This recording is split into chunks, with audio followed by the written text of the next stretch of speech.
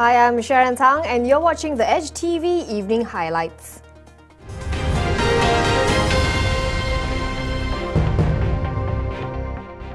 The boards of AirAsia and MAHB, Malaysia Airports Holdings Berhad, will be meeting soon to discuss the budget carrier's legal claims against the airport's operator. AirAsia Chief Tan Sri Tony Fernandez says it will be the first time in more than a decade that the boards are actually sitting down together. The boards of both companies are going to meet in September. It's the first time in 14 years that both boards will meet with the management. It's a good sign. I think the Minister of Transport has played a good part in bringing us together. And you know, I made a long speech that isn't it better that we work together and find common areas of interest than keep having disagreements on how LCCs should be run. So, you know, I'm optimistic. AirAsia has filed claims seeking 400 million ringgit for losses it suffered operating from KLIA-2. Meanwhile, MAHB has published an infographic detailing maintenance and repair works on the soil in the new airport. And the airport's operator says it will publish a series of such reports on a monthly basis on its website. On MAHB's statement that it's considering taking stern action against airlines that have been defaulting on overdue payments, Tony says AirAsia has no problems paying their arrears to MAHB.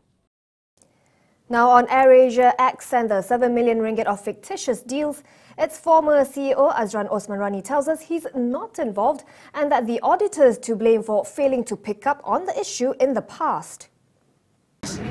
As a CEO, in all those years, we've been audited by a very international, reputable auditor.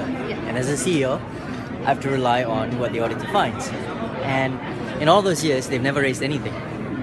And every year, they review our internal controls, and we follow everything that's been recommended.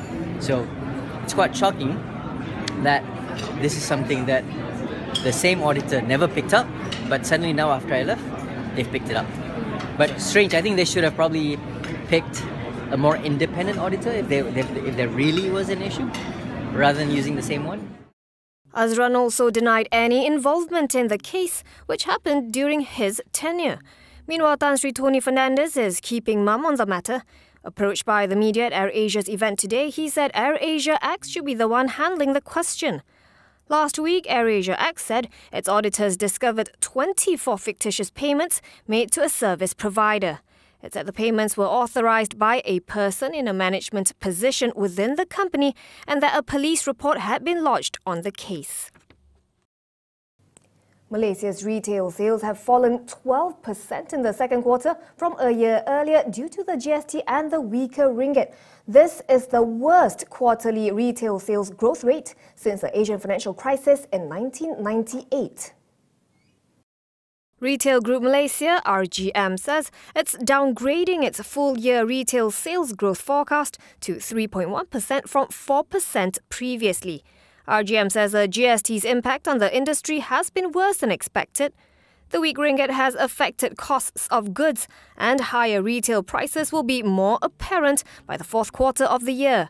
This, in turn, will cause the Malaysian consumers' purchasing power to shrink further. Today, the ringgit weakened to 4.24 against the greenback. On the local market, Securities Commission Chairman Dato' Ranjit Singh believes that it will pick up despite recent sell-down of funds, which was due to political uncertainty and the falling ringgit. Ranjit says fund managers acknowledged that Malaysia's financial and capital market system is strong. He says the overall pipeline for capital raising this year remains intact as 75 billion ringgit has been raised in the bonds and capital markets to date. Now, particle board maker Hivaboard may make most of its sales in US dollars, but the weak ringgit doesn't exactly spell a windfall for the company. That's because it's servicing dollar-denominated loans. But the cons is because we also have this US dollar loan exposure. So when US dollar actually strengthens, we will actually clock in this sort of unrealized losses. So that would actually pull down our bottom line as well. Even so, Yong says the group is aiming to turn into net cash position by the end of this year. He says it's because its term loans have been mostly repaid to less than $9 million. According to a statement with Bursa Malaysia, Hivaboard shaved its total term loans to 53 million ringgit as at June 30th this year, from 64 million as at December last year. And that brings the Edge TV Evening Highlights to a close. I'm Sharon Tang. Thanks for watching.